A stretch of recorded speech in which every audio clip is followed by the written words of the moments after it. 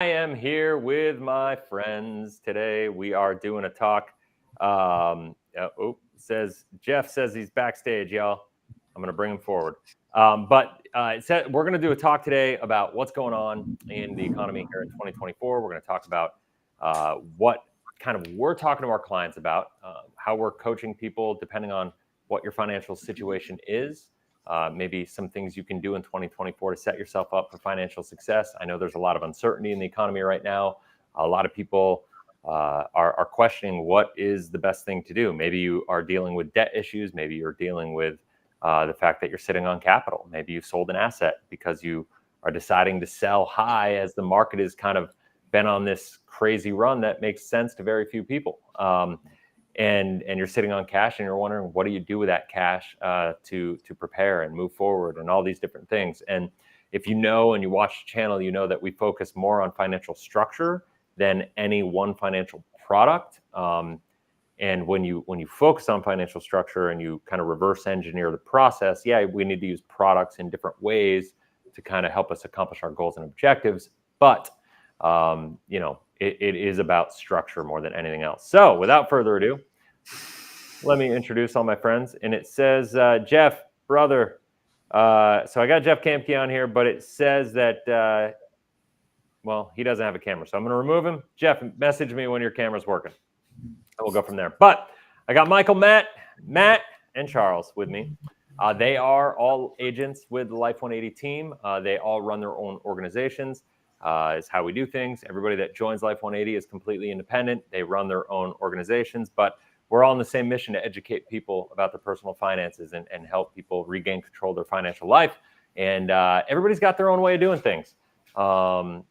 Everybody's got their own way of doing things. And ultimately, that's what I thought would be really fun on this video today to talk about, is kind of give everybody an opportunity to kind of share what their perspective is in the economy, in the world, and what they're coaching people to do about their personal finances and how to prepare. So without further ado, and by the way, we'll have some chats. Hey Juan, what's going on, man? So without further ado, let's get into it. I'm going to start with, I feel like I always start with Michael, so I'm going to start with Charles today. So Charles, what's up, man? What's going on, Chris? What's going on, everybody? Yeah, man. You and I have a lot of really fun conversations. Absolutely. Regarding all this stuff and the economy and, just personal finance and investing in real estate. And, we've talked a lot about what I got going on in the Dominican Republic, what you got going on. You've invested, in real estate in Alabama and different things like that. But you have a unique job in the sense that, you're licensed, you're passionate about this stuff, and you joined us and you kind of do this. I'd say you do this part-time because you got a full-time job, but you kind of do two full-time things is the way I look at it, because you're a beast, and I love it.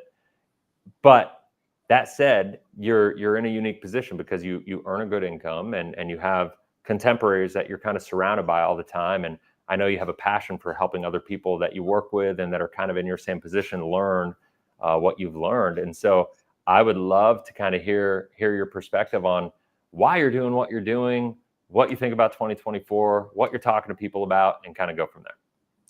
So first and foremost, I think conventional wisdom around finances is upside down.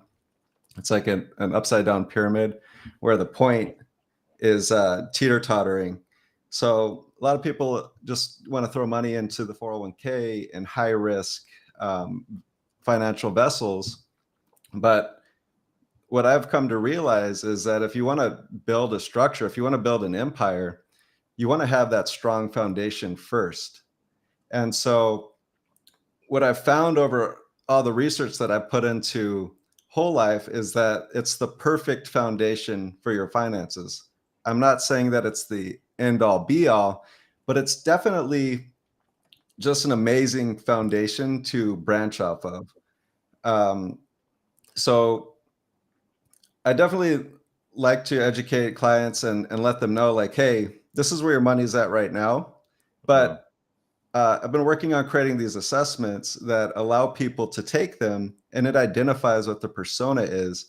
And then we can ask each other, say, hey, are you actually putting your money with where your money is in alignment with your values and beliefs? And a lot of times that's a big fat no. So then I'm able to educate them, and they're able to educate themselves, and then start aligning themselves with where their money's at. But looking at 2024 and where we're at, like you said, there's so much uncertainty out in the marketplace right now. People are just kind of sitting on the sidelines. They don't know what to do. You know, the market just keeps going up, and there's a lot of talk of a recession in the future. However, we haven't seen that yet. So there's just a lot of uncertainty, and people aren't aware of safe products to put their money into, and Whole Life absolutely achieves that. You know, 2024 is actually one of the best years to put money into your whole life policy. And this goes back, like, for the past 80 years, 2024 and what we're looking at right now, like, this is the best time to actually put money in your whole life policies. And the reason I say that is because we've had, interest rates have just been dropping for the past 40 years, right? And that's not the best environment for whole life. But now that we have an uptick in interest rates, we don't know if they're going to continue to go up, if they're going to level off, or they're going to go back down. But what it does is it just amplifies the general funds of the whole life accounts. So we're going to have strong dividends in the future because of the way those general funds are structured. So overall, 2024, I see a lot of challenges, but this is also just a perfect time to put your money into a vessel where you can have access to it to springboard and invest when deals come up, because I'm pretty sure that deals will be coming up this year and then into 2025 and then possibly into 2026. So be prepared, have your money on standby, and be ready to deploy it to make big moves for sure. I love it. So I talk to people about that all the time, right? Like, I think it's important to have dry powder in at your disposal for when economic cycles happen. I think one of the things that we all talk about, and one of the things we all believe in, and that's why we're all working together, is the cyclical nature of the economy. And 2024 is interesting because, I mean, it's an election year. I think a lot of the indications, technicals, would show that the economy makes no sense, but that's a pretty normal thing when it comes to the economy making no sense during an election year. It's these politicians, I think, a lot of times are underestimated in their ability to manipulate things, and the way policy is done, and the way money is printed, and the way that information gets out there to people, and the reality. But at some point in time, we hit a breaking point, right? And things have to correct. And the new way things are happening, and the way that we've had the monetary policy since COVID, and the bottom line is, I guess where I'm going with this, is the cyclical nature of the economy is not going to change based on the fact that we're just manipulating and printing all this money and doing all this stuff. Eventually, it always gives, and it should have given back at the beginning of COVID, but because of the fact they gave so much money, and the market did crash, by the way, right? It went down almost 60%. And so, when we look at that, it's Jeff, it works. So the market went down over 50%. And so then they just printed money. They gave all these deferrals on mortgages and made it so people didn't have to pay their bills. And they did all these different things to kind of kick the can down the road. They injected a lot of money. They printed money. They gave free money away, all this stimulus money. And to me, all that did was made the bubble bigger.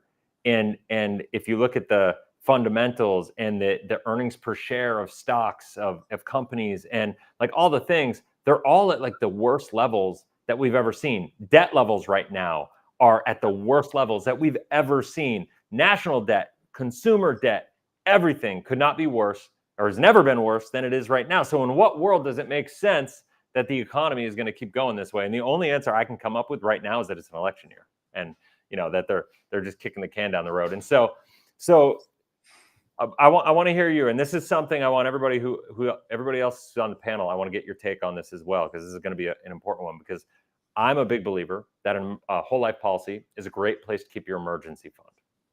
I know you all are too. A lot of people will give me kickback and say whole life insurance, like the Dave Ramsey fans of the world, right? Will give kickback and say whole life insurance is a horrible place to keep an emergency fund, because why would you keep your emergency fund in an account that you're required to pay, right? Like that you have an obligation to every single year.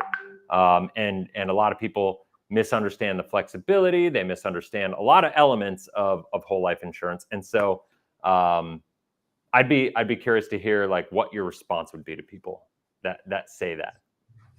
Yeah, so when somebody says that, whole life isn't flexible, I would say that's very true if it's a traditionally designed policy. The policies that we specialize in are built for maximum flexibility, because what we want to do is think of the long term. We don't know, what 10 years down the line is going to look like. So we want to engineer that flexibility so we can keep our policies for our entire lifetime.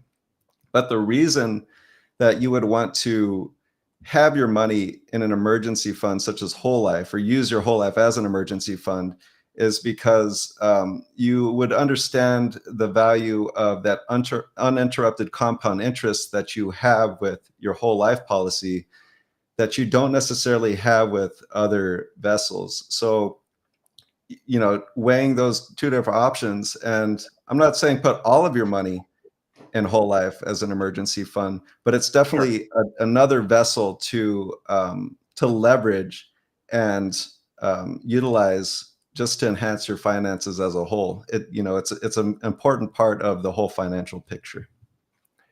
Yeah, for sure, man, for sure. So, well, thanks, brother. I'm going to. Who wants to go next? I'm going to bring Matt on. Matt. Let's bring that Matt on and have him. What's up, man? Guys? So you've been hearing what? I'm good. What's your take on all this? I know you are pretty opinionated on these matters. Proud of it too. When it comes to this stuff, anyways. Yeah. So I think 2024 is going to be a year of chaos. Mm-hmm. There is just an incredible amount of uncertainty. We got markets at all-time highs, debt at all-time highs. It's like nothing makes sense anymore.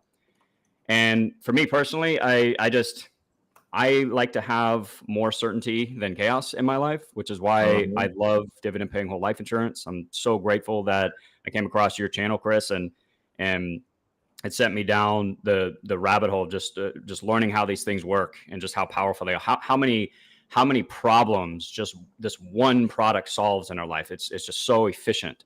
There's a reason they call it the financial Swiss Army knife, because it does so many things for us. But in a world of so much just uncertainty and chaos, what can we do to start to eliminate some of that? Another big thing for me is I do not trust the banking system at all. We're taught that, or sometimes we just assume that the safest place to put our money is the bank, to save it for opportunities, emergencies, etc. But when you think about it logically and you just look at history, banks are like the worst place to keep large amounts of capital. I'm not saying I don't have any money in the bank. I do. But I've actually moved most of my large, like safe money, my actual capital for emergencies and opportunities, I've moved it all into dividend paying whole life insurance. Again, I still have some money in the bank. I'm not saying not to put all your money in there, but you're not paying all your bills. You're not paying all your bills through your whole life policy. Correct. But like because I'm sitting on the sidelines with you guys were mentioning talking about the dry powder earlier, which you absolutely want to do. But instead of having that dry powder just sit in the banking system, which for me is very risky, plus it's not doing anything for you, why not put it into one of the most efficient financial vehicles in the world, dividend paying whole life insurance? Because when those opportunities present themselves or an emergency comes up, I can always borrow against the policy and take advantage of those opportunities or take care of the emergency fund. Plus, I have the death benefit in case something happens to me, have living benefits in case something happens to me.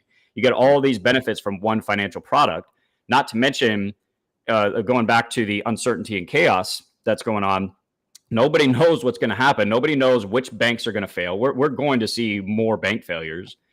And I don't know about you guys, but I sleep a lot better at night knowing that my safe money, my working capital, my business capital, and all that is with the safest companies on the planet that have weathered every financial storm throughout history. And while all the banks were failing, and during the Great Depression, the financial crisis, savings and loan crisis, I mean, you name it, these companies were paying dividends while the banks were failing. So for me, because I just funded my second policy, and I sleep so much better at night knowing that it is with the best risk management companies in the world. It's going to get that safe, tax-free compound growth. I have access to the money when the opportunities present themselves. It's just a no-brainer to me. Like, once you understand how these things work, if you're trying to insulate yourself from the chaos that is taking place and is going to take place, I just don't see a better place to store your money there. So I mean, it's really interesting. It's really interesting. The economy, the value of the dollar, like all these things that a lot of people talk about. I think it's one of those things that's a lot of times misunderstood. Brian, who we disagree with a lot, but I think when it comes to the economy, we probably see things very, very similarly, right?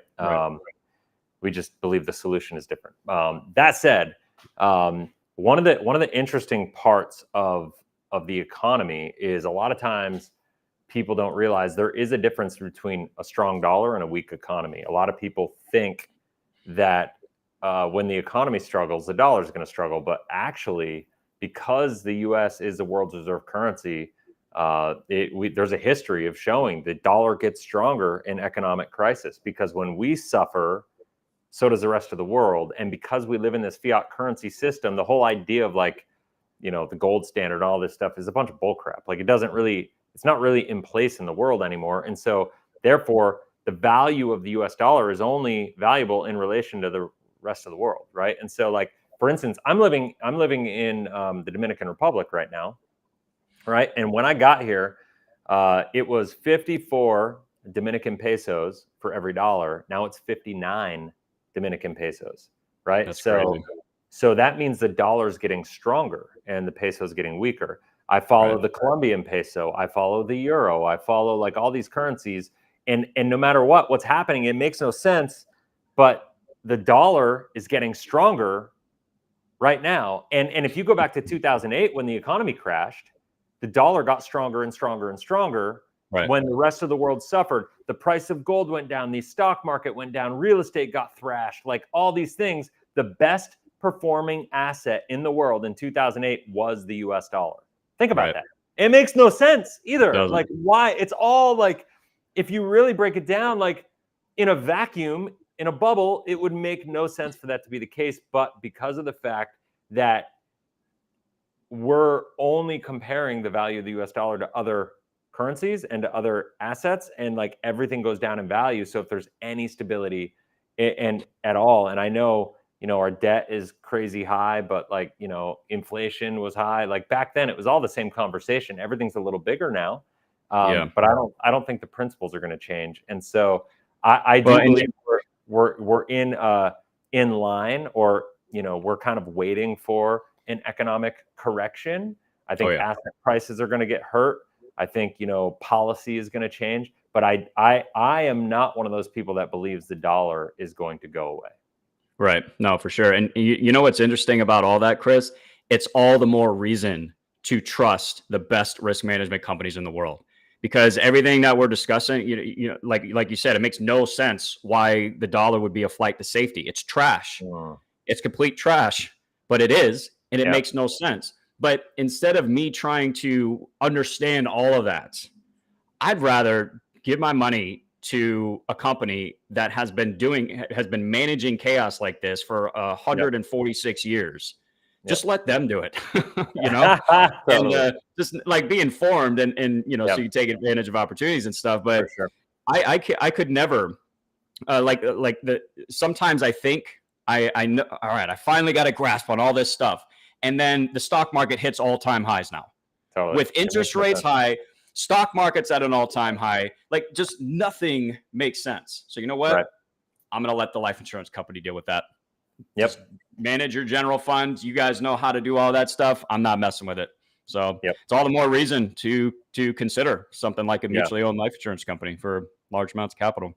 Yep, for sure. No, I couldn't agree more. And Brian just made the comment, that inflation is healthy for an economy. Stagflation is a hazard. I would argue, yeah. I mean, stagflation is always bad. If anybody doesn't know what stagflation is, it's basically when inflation is going up, but incomes, wages are not going up at the same rate of inflation. They're not keeping up with the pace of inflation.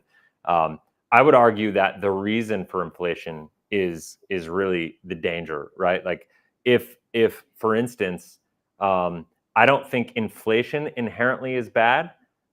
Because inflation can happen for the right reasons. Inflation can happen because of an expansion of the population base, an expansion of productive output, an expansion of, just growth in an area. Maybe a technology comes in and allows for inflationary terms like AI. A lot of people, I think AI could actually be one of the best things for the economy right now, not because it's inflationary, but because it's actually deflationary. Right. And I think it could actually cause a lot of stresses on the economy right now. So I think that's one of the things, I actually did a video on that a couple months ago. And so like, I would just say like inflation, it's not good or bad. It's just like, what is it really caused from? Right. Well, so, I would push back on inflation is healthy for an economy. I don't understand. I don't really get that, because inflation is theft. Now, if you're talking about price fluctuation due to natural market cycles, well, that's going to happen. But inflation is literally stealing your money. And no, I mean, inflation can happen genuinely if we allow a free market to cause inflation and deflation and allow it to go with the natural cycle of things. Target inflation and market manipulation with fiat currency policy, that's the danger. Right.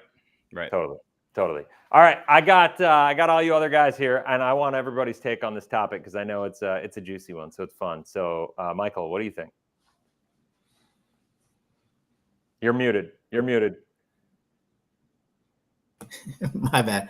No, I kind of just look at things and, I see a lot of issues, and I don't know that I look at the dollar and I'm like, it scares me, right? You see the inflation and you see that the home prices going up and you see all this stuff, stock market's up. And, I think it leads people to think that there's going to be a big crash at some point. And I think there will be some kind of crash, but my worry is that crash won't be as big as people think, because it's really just, that's what the dollar has come to, right? It's not that the market or, things are gaining value. It's that the dollar is losing value.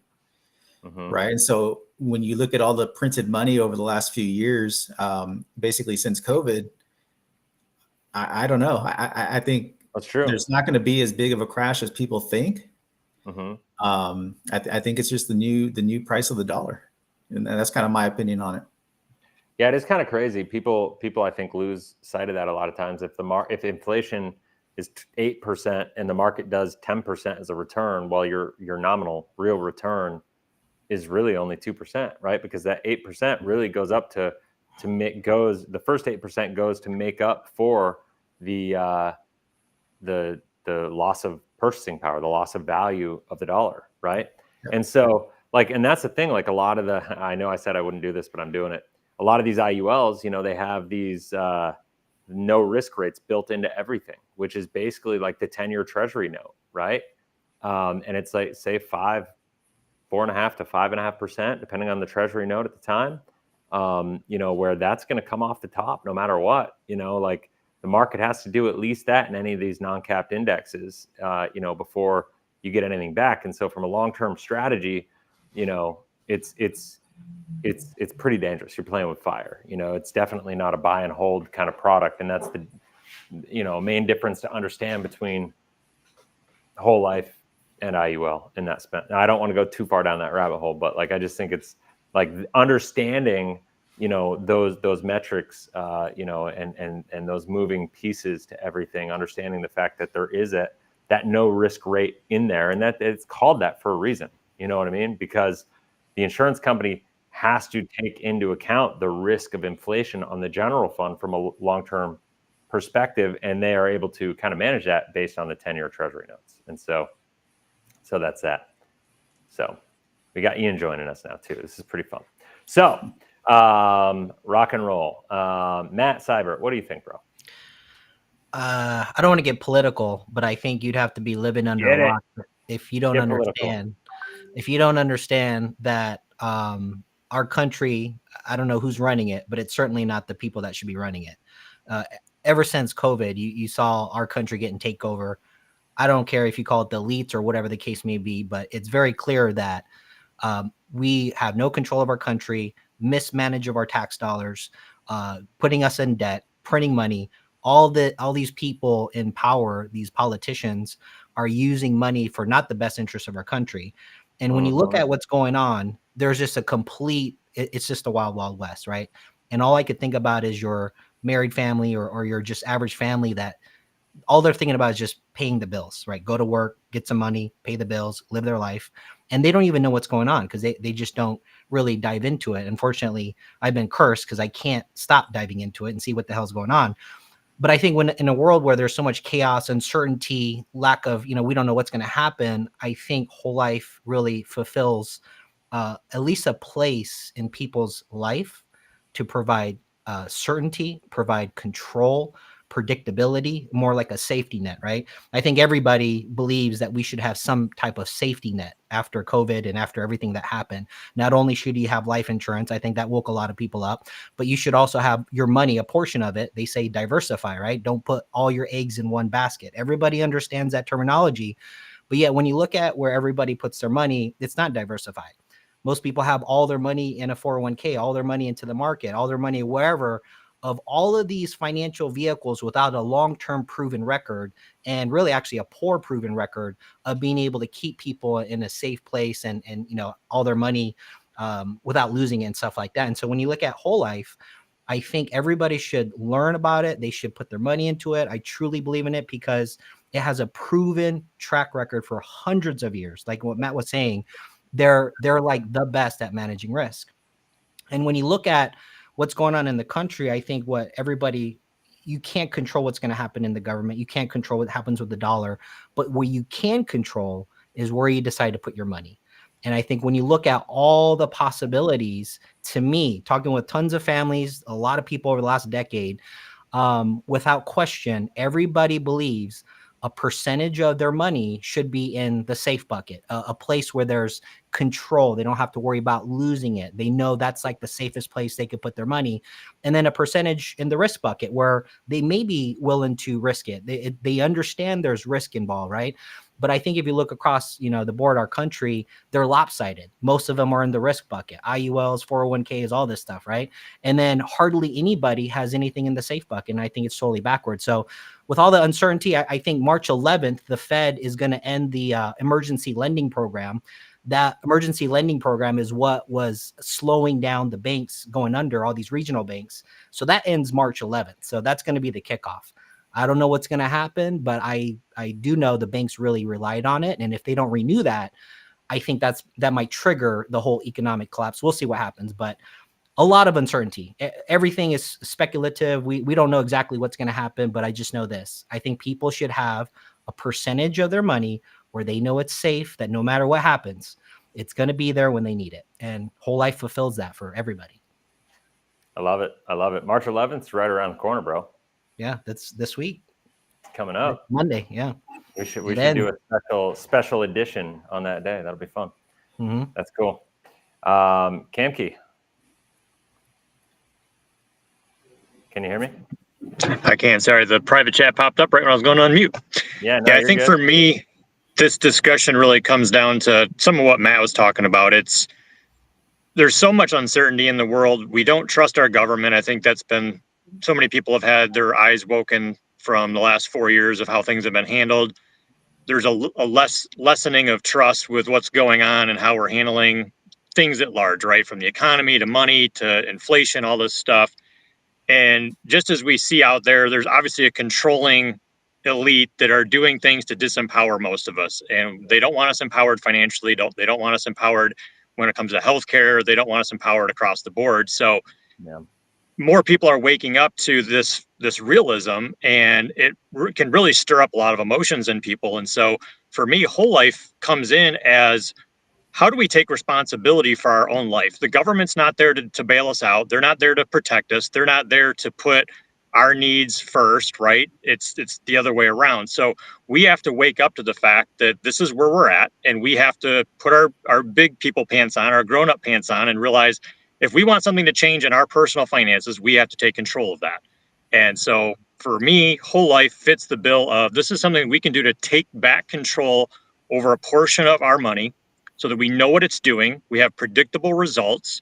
It builds a solid foundation to do other things with, whether that's speculative investing or however we want to put our money to work. It's efficient. So it's really control and efficiency for me. So efficiency is meaning, hey, we can put money into a policy. It's flexible throughout our lifetime. It serves multiple purposes. It amplifies many things we're doing with our money. And, you know, another thing that I've observed in the last several years being in this industry is, in not just finance, but in all areas of life, we tend to be very singular focused. We don't see big picture a lot of times. And so if you listen to those, like, you know, the gurus like Dave Ramsey, they tend to get us thinking very isolated, you know, looking at our money in very isolated ways. Like, okay, well, these dollars are going to buy term life insurance. So it's checking off a box. And then, okay, we've got another bucket over here that's for our longer term for retirement, right? And we don't ever think about is there a more efficient way to accomplish both check boxes of life insurance and retirement, for instance, in a more efficient way, right? We get our dollars going further, doing more efficient things. So for me, whole life fits that bill because it gives us both of those aspects. Efficiency makes our dollars go further, which gives us more money to put back into our living and lifestyle, to growing our money for the long term, right? To be able to put money to work. If we're more efficient with the dollars flowing through our hands, we've got more to maybe pay off debt or put that money to work. So that's a huge piece. And then just that control piece, just what that does for our money, what it does for our psyche. That's so important in today's world where there's so much uncertainty and like emotional volatility because we see all around us all this chaos. And if we can start doing things that brings more certainty to our lives and our financial lives, that can have an effect positively on our health and our relationships. If we just know that, hey, we've got a stronger bedrock in our personal finances, maybe there's less arguments with our spouse. Maybe our blood pressure is a little bit lower. So for me, control and efficiency, whole life is where it's at to be able to really up level all areas of our life. I love it, man. That's well said. Well said. I love that. Who do I got here? All right, Ian, let's have you chime in. You joined a little bit late, but, you know, we'll still give you some airtime. Yeah, I appreciate that. And yeah, it's been, you know, I just caught the last little bit of Matt's discussion and what Jeff was saying, and I completely agree, especially with what Matt was saying in regards to the fact that, you know, if you ask people, most people believe that they should have at least a portion of their money in safe, reliable funds or in a safe place. Yeah. And thinking at it coming from my perspective, getting into the financial game and this kind of area a little bit later on in life, I spent the majority of my life thinking that a 401k was safe, that it was savings, and thinking that a lot of what I see now is and understand is very risky places to put money. I used to think those places were safe. And I think it's just, you know, part of our lack of financial education or the conventional wisdom to just do these things because everybody else are doing it, or because our parents did it and it worked or kind of worked, or because somebody like Dave Ramsey says that's what we should do. Before, you know, we do all these things without really having I speak for myself and what I've observed in conversing with people and talking with folks is that there's the idea of having money in a safe place is what people are wanting, but the reality of their situation is not that in a lot of cases. And like what Jeff said, whole life, it's reliable, it's consistent.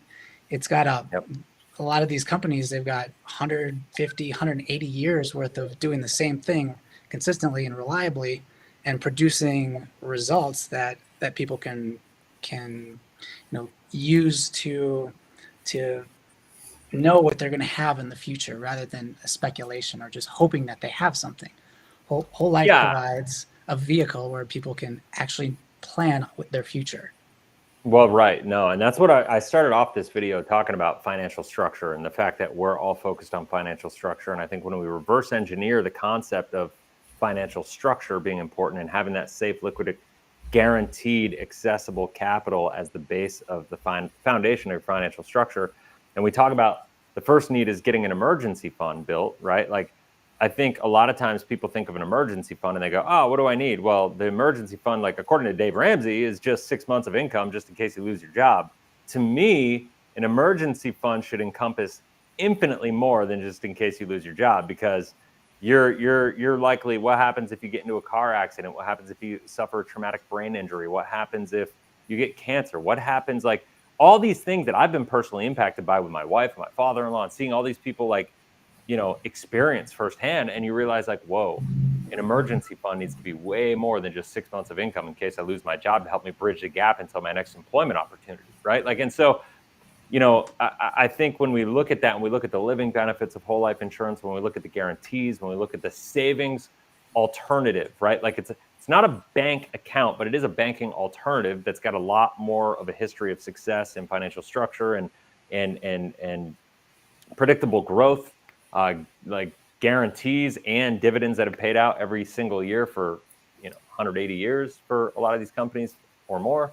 And it just, you look at it like that, and it makes all the sense in the world. And, you know, Wealth Wisdom, you know, Gilbert here, you know, was like, no, it's not Gilbert, talked about, you know, the fact that they call 529 plans savings accounts when they're really just investment accounts, right?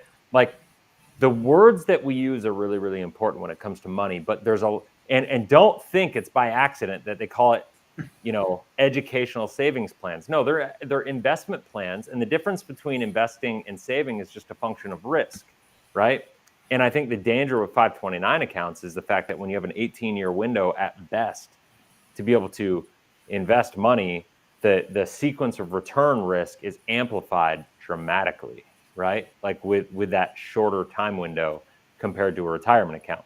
You know, they talk to you about, you need to save for retirement. Nobody saves for retirement. Everybody invests for retirement, period, right? Nobody's saving for retirement. You're investing for retirement, you know, but the bottom line is, if you were to talk to everybody, as you said, Ian, everybody, if I were to ask them, hey, do you believe you need an emergency fund?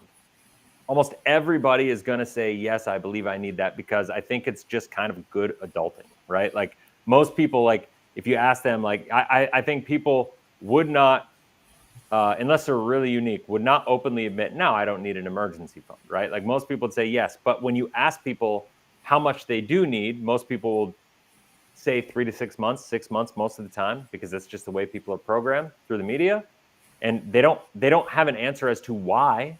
They just are regurgitating information that they've heard or read or like whatever through an article here or there. And so when you ask them about like, all right, how much do you need? They tell you that, and then you ask them how much they have, and it's nowhere near what they think they should have. And the problem is, it's because they're focused so much on giving up control of their money, putting money into the 401ks, and putting their money in a place that's not in alignment with their values and beliefs. And then what they just told you that they believe they should do, they're not freaking doing. Yeah. Right? Yeah, Chris. Go ahead. Chris, I learned this the hard way. You know, I luckily for me, I did get into a pretty decent job fairly young. So I was actually able to buy my first property at 24. Nice. But I fell into this trap too, right? I was at a Fortune 500 company, set up my 401k. And so all my money I had no control over, right? I had no access to it. And so I look back at that property, right? I'm 40 years old today, and I was paying extra on the mortgage, and I ended up selling that property, went through some things in life. But a big reason why I sold that property was I didn't have access to my money, right? Like I didn't have control. And so, you know, like how valuable is that control, right? That's the conversation I have with people, because, you know, there's a lot of people that sell life insurance as retirement or things that it's not, right? But it is a savings. It's a place to save your money. I think you hit on a big point too. It's insurance, and that insurance piece is pretty important when you have the the living benefits and you have the death benefit for your family on top of the control of your money. It's just to me, it's a no-brainer.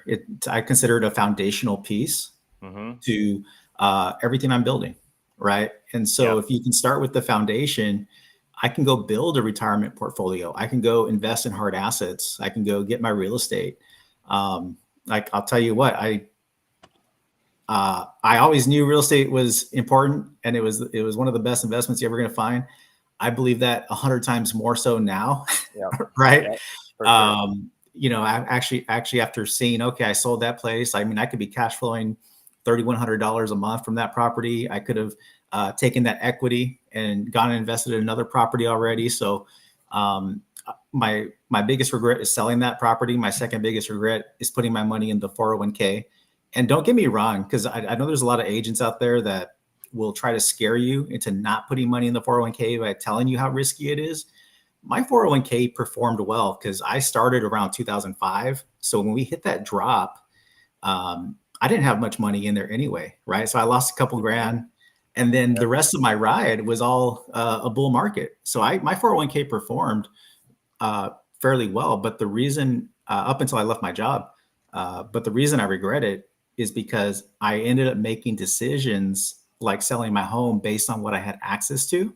And so it was more the missed opportunity. I also had other real estate opportunities come up that I didn't have access to capital, and I passed on them, right? So it's not that the 401k performed poorly.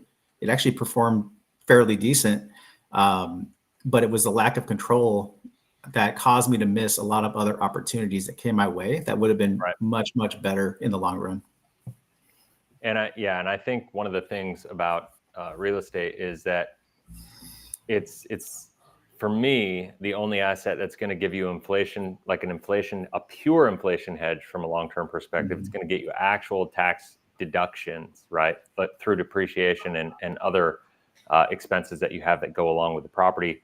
And so when you combine those two, like a lot of people think that when you put money into a 401k, you're getting a deduction because you're able to deduct it off the income this year. If you make 100,000 and contribute 10,000 to your 401k, you think you get to deduct it. You're getting a deferral, not a deduction. And so, you know, like once again, it just goes back to that's not a good or bad thing, right? Because if you could get a deduction on your taxes back in 1980, when the marginal tax rate when they launched 401ks was top marginal tax rate at 70%, and you could maybe pay it 35%, 35, 40 years later. Well, that's a fantastic deal, right? Like, so it's not a good or bad thing. It's just, I always kind of tell people, what worked for your parents is not going to work for you, right? Like, and I say that because what worked for my parents is not going to work for me because the economic environment is completely different.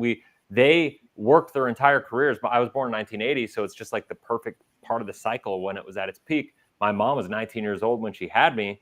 And from that point, interest rates went from 19% to 0%, and they had QE 1, 2, and 3, and they had COVID, all this stimulus and all these different things, right? And so like, there's just been so much monetary manipulation and lowering interest rates that have helped boom the economy. And now how you succeed in a decreasing and flat interest rate environment is completely different than how you succeed and what you need to do to make sure you're successful in an increasing interest rate environment. And so the problem is that people have been trained how to handle their personal finances according to the people that taught us, who it's not that they're well-intended, I think most of the time, people that are trying to teach us things based on, what worked for them, right? Because that's typically how things work, right? If you're an athlete, you're going to teach people how to do something and perform in your sport and, do a certain move or, throw a certain way or do a certain thing based on what worked for you, right? Like that, or based on your own knowledge in that arena. And people that are teaching this stuff, like Dave Ramsey, like I could make an argument that back then, okay, like there were some points to his argument because interest rates were really high, right? Like back in 1980, when a mortgage rate was 14, 15%, yeah, it's probably pretty stupid to have any kind of mortgage debt for as long as people wanted to have, right? And so like the story completely changes and the principles change when interest rates hit 3%. And where my critical lens comes through is I get really critical when people are not thinking critically, right? Like when people just kind of follow and they're just following this advice that's been done, and people are not asking why enough, and why has the economy, grown more since 1980, in this 45-year window than any other 45-year window in history, right? And if you look at it, the interest rates, that led to it, the tax rate environment, the fact that 401ks were actually created, all these different types of assets were created. A lot of people say 401ks are the traditional way of investing. I'm older than a 401k. A lot of people love Roth IRAs and they think they're this dependable asset. I was in high school when a Roth IRA was created. And so the verdict is out on what these strategies are actually going to do for people. But what there is no debate about is utilizing whole life insurance as a foundational asset and utilizing real estate as a wealth creation asset. And when you combine those two together, that's what we call cash flow hacking. And in my opinion, nothing can come close to it. And here's what I'll say. I can't help myself but go here, guys. I'm sorry. But this is why I love the whole life conversation and I hate the IUL conversation the way that it's sold online, because of the fact that whole life is a savings alternative. And when we sell it right, not saying that everybody's doing it the right way, but when you do it the way that we talk about, you're talking about financial structure and the need for a savings alternative to be able to save capital and then invest in cash flow producing assets like real estate. So it's a savings alternative with a completely different strategy on the outside, to take advantage of these assets that are going to help you create wealth. Whereas an IUL is simply saying, let's shift money from a 401k into this product and have this company that's never had any success really getting good returns for anybody from a long-term perspective, that they're talking about. They've never really had any success. They're going to experiment here, and we're going to use a universal life chassis. And by the way, the only success that the only experience from a long-term perspective that they've had with a universal life chassis is actual universal life. That was the top selling product in the 80s and early 90s, and then ended up being a complete calamity, right? So that's what we're dealing with, right? And so it's just not the same conversation, right? It's a savings alternative compared to an investment alternative. And the challenge is when you go from, should I do a 401k and should I do an IUL? You're really not having the right conversation. You're coming at this from the perspective of, it's still a zero-sum game. You're still dealing with you're giving up control of your money, and you're there are so many variables on the table that you don't control. And when you put yourself in that position, there's an opportunity cost that comes to that, right, from a long-term perspective. And that's just the way I look at it. A lot of the positioning around how IUL is a better alternative to a 401k, I would argue that you need to eliminate the conversation of having an investment alternative at all, and you need to focus on saving and guarantees first, build your foundation, and then find the assets that are going to, give you all these benefits and create cash flow and all these things. And IULs are just not going to create cash flow. That's just my thing. And by the way, for that, I guess to that point, neither is whole life. Whole life is not going to create cash flow. How you handle whole life and what you will create with whole life will create cash flow. And a lot of people would argue IUL could create a lot of the same things, and you have liquidity, and although you don't have as much liquidity, and you have a lot of unnecessary risks and variables that come with IUL. And so it's just a function. Once again, I look at everything as what's the upside, what's the downside, can I live with the downside? And the answer is, if I can't live with the absolute worst case scenario in any product, I don't do it, period. If I can't look at any scenario and say, hey, I don't believe in it, I don't believe that's going to work, then if I think there's a relative degree that it's not going to work, I just won't do it, because there are plenty of opportunities out there that I can take advantage of. So let's see here. Brian just made a comment. 80s and 90s whole life also had their challenges, though. As interest rates came down, so did dividends. Oh yeah, so illustrations were not remotely close to performing as illustrated. He's not wrong, right? And so, but that's not the point. You know what the difference is, Chris? You know what the difference is? Go ahead.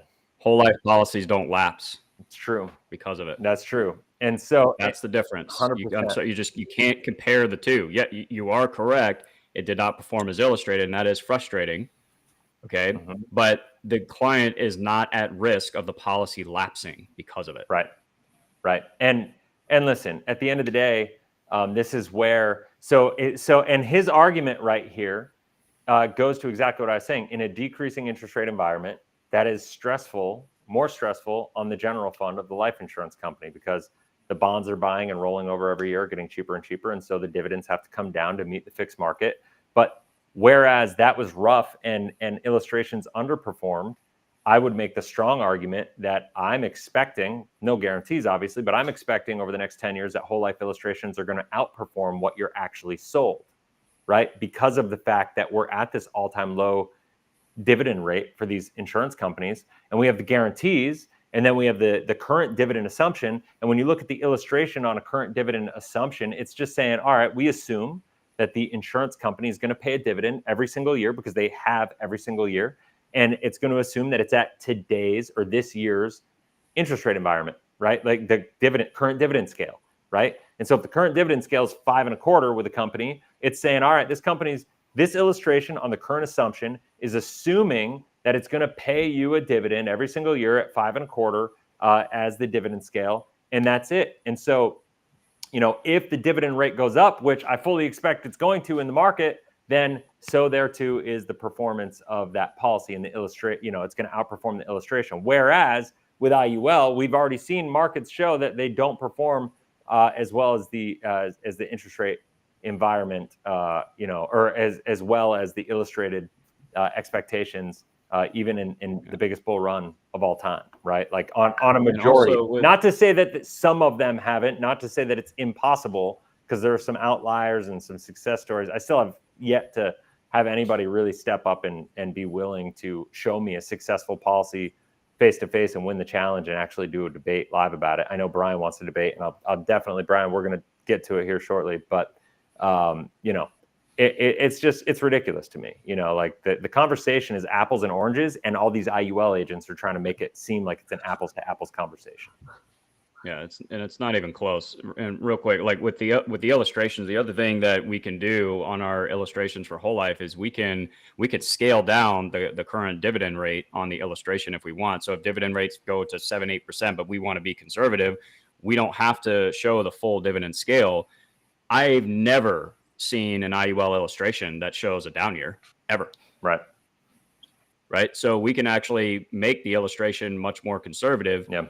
The IUL illustration is showing an up year every single year, plus that positive arbitrage when they start taking income. That's never going to happen. And if you show a zero, like multiple zeros on an IUL illustration, you won't sell it because people won't buy it at that point. They're not going to like what they see. Yeah. So I love apples and tater tots. I love last week when we were talking about that topic,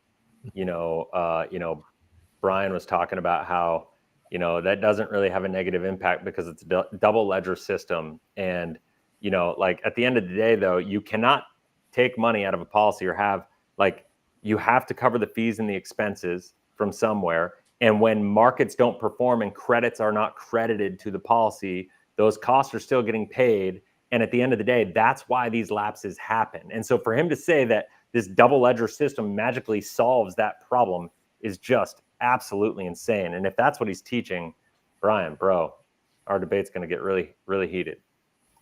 Yeah, Chris, I think, a lot of what I notice with certain people it always goes back to, well, this return or that return. But, it's like when you build a house, do you build on sand or do you build on rock?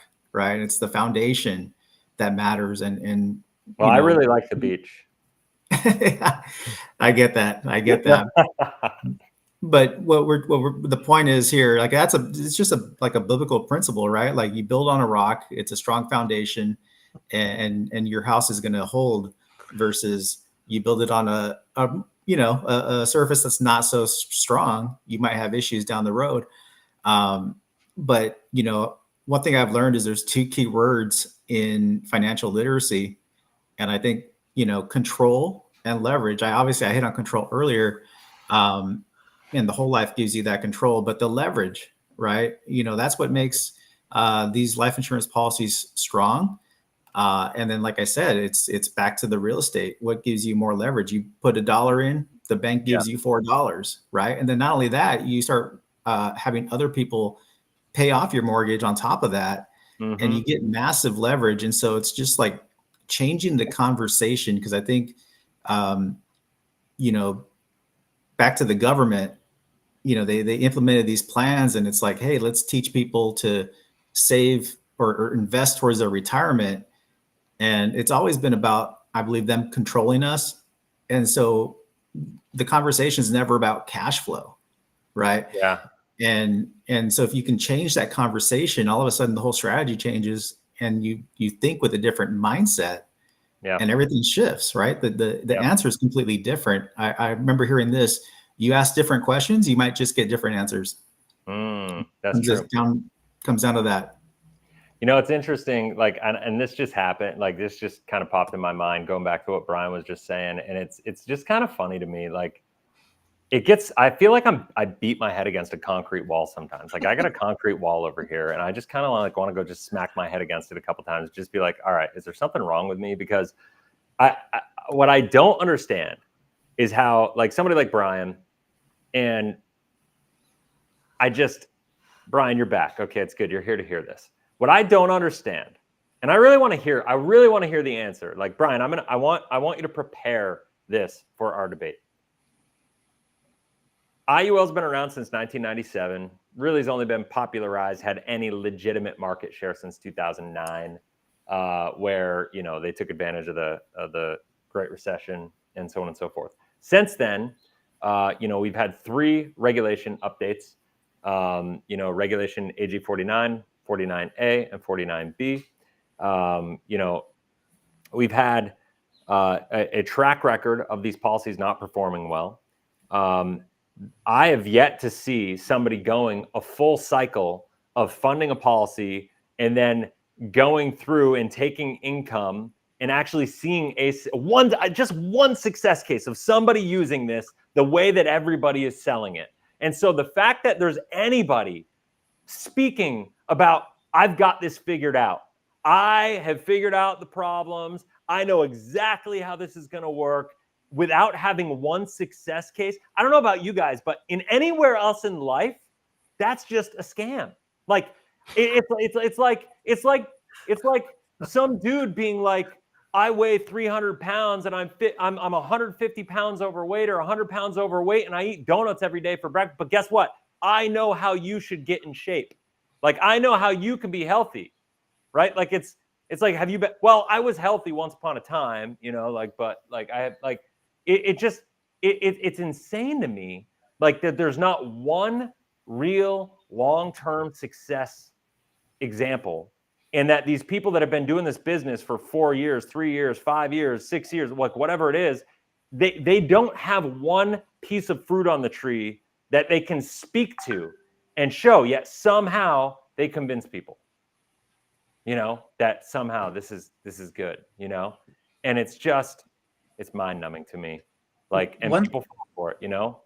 One thing that I've seen in conversing with people selling IUL, and I myself was in WFG, so I learned a lot of the talking points from the inside. And looking at it from my point of view now, and knowing what I know now, a lot of the arguments for IULs are made with statistics and singular data points. And when you think about, in contrast with the selling points for whole life is sold more on wisdom. Like, these things have been around for a long time doing what they do. When you talk about, Chris, when you talk about IULs being sold as, you know, when you say that how is a company selling an IUL going to get you a greater rate of return than they'll get themselves? Like, that's wisdom. And IULs are sold on singular, again, data points and rates of return and individual numbers, rather than taking a step back and looking at the situation as a whole and like, does this really make sense? Is this really, if you look at all the moving parts, do these products really make as much sense as something that's simple and reliable, like a whole life policy? That's one of the reasons why I'm so sold on whole life and believe in it so much. I love that. That is a great point. And you said, I always say math and money are completely different, right? Like, you could make the math and have these points that kind of show IUL as being great because of the quote unquote math, but the money side of the math, and how money actually works inside of the IUL is completely different how the math shows, right? Like, and so that's that. So that's that. We just hit an hour. Anybody have anything else they want to like kind of like land the plane with? Take 30 seconds or a minute each to kind of like land the plane. I think in the future, when whether it's a year or 2 years or 5 years, all the stuff that we're saying, we're going to look back and see like how we were right on the right track. And I'm just really excited in the direction that we're going. And I just can't wait till we get to that moment, because I'll just leave it at there because I don't want to go on a tangent. All right. How about you, Michael? Yeah, I just want to double down on what you said. Like, I'm also the very same way of, I get critical and people don't think critically. And if there's one thing I can encourage people to do, or just like think critically, right? Like, and don't just get so focused on one thing. Think big picture. Think about things from a long-term perspective. Don't make short-term decisions or long-term decisions on short-term thinking. And really just think critically. Think through things. We all get told, hey, this is what you should do. And a lot of times we just kind of follow the pack, right? Like people are like sheep in a lot of ways. And we got to just kind of stop that mentality, right? Just start to think for ourselves. Yep. Absolutely. All right. Love it. All right, Matt, what do you think? Yeah. So I guess what I would finish up with is, we've talked a lot about, different financial products today, and, things that are going on in the economy and around the world and stuff. And, one of the things I say on my channel is, at the end of the day, in order to make the best decisions for you and your family and your goals, your life, you have to understand how these different things work. You can't just blindly put your money into something just because that's what the mainstream media tells you to do. You have to, if you're going to if you actually care about your financial future of yourself, your family, you have to take responsibility for your financial education. There is a direct inverse relationship between how much money the banking system makes off of us and our financial education. The more we know, the more we understand about how these things work, the better choices we can make with our money, the less wealth the system is able to extract from us in the form of taxes, inflation, and all this stuff, right? So I would just encourage people to do your research on all of these different things, figure out what is going to be best for you. First, make sure you have that really solid foundation, whether it's whole life or whether it's something else. It doesn't matter. Who am I to tell you not to do an IUL, even though I would never do it ever? But as long as you understand what you're putting your money into, then that's going to be best for you, right? But you have to understand it. So I would finish with a couple of book recommendations just based off our conversation today. Killing Sacred Cows by Garrett Gunderson, and then Pirates of Manhattan by Barry James Dyke. Yep. Yes, thank you. Awesome. That a great foundation for that. Yep. So that would be my 2 cents. Love it. All right, Charles. Yeah, just to piggyback off what Matt was saying, as far as the financial literacy, it's a generational thing. So if we want to change generations, if we want to really change the outlook of the future, put less money into the banking system, we have to start teaching our kids. But the way that we're going to teach our kids isn't by telling them. I mean, that's part of it, but it's really showing them. So being the example of how to utilize money in a responsible way. And don't be scared of that conversation. Talk with your kids, talk about building those foundations so that they understand once they go out into the world, they can actually make better decisions and be more responsible. And I think as a whole, it'll just make our society that much better, because there'll be so much less stress and people will just be that much better off. Love it, man. Love it. All right. Mr. Kamke. Yeah, I think for me, the final thoughts here are just, at some point the clock's ticking with the economy. At some point, we're probably going to be into a recession, right? I don't have a crystal ball, don't know when it's going to be. but where do you want to have a foundation? Do you want it in something that's going to be risky? Do you want it in something that's going to be stable? And, there's a lot of uncertainty probably coming. There's probably some downturns coming in the next few years, maybe after this election cycle's over, after the artificial propping up of the economy is no longer there. Something's going to happen. So where do we want to have our money? Do we want it to be in a stable place where they know how to manage that risk, or do we want it to be in other places where it's going to negatively affect us potentially for the next decade or more till we can rebound after that? So really for me, it's just knowing the inevitable is coming and making that decision on where do we want our bedrock to be. Yep. That's awesome. All right. I'll give you one more last go. You have anything you want to finish with? Oh yeah, I mean, all the points have been covered pretty well now. So I just want to say I'm really grateful to be having these conversations and to be a part of these conversations. I don't hear the things that we're talking about. I just don't hear them being spoken of broadly in other places. So the more we can have these conversations, zooming out, looking at the big picture, focusing on wisdom and knowledge rather than individual data points and little bits of information, I think that's going to really help change the tide for our generation and really help to up-level people's financial literacy and help people make those more informed decisions. Love it, man.